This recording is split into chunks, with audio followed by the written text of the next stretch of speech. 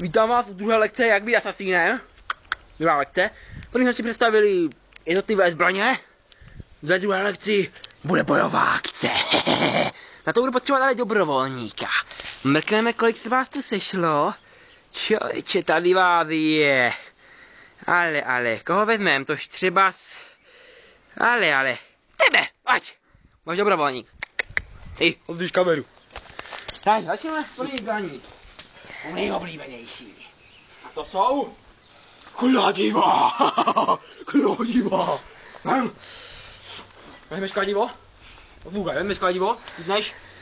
Vezmeš? A jedeš!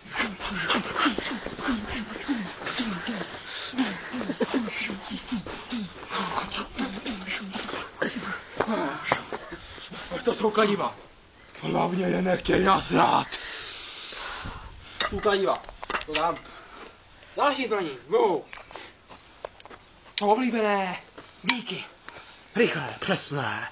A hlavně ostré. Tak jedeme.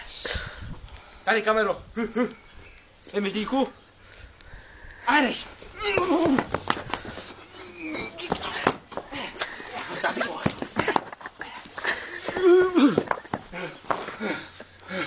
Ještě mi byly díky. A poslední zbraní. Třetí. Nejlepší. Jsou... Počkej. Naše fakáče. Jej, to jdeš fakáč? Jdeš? Ostrý a vřítivá. A jdeš.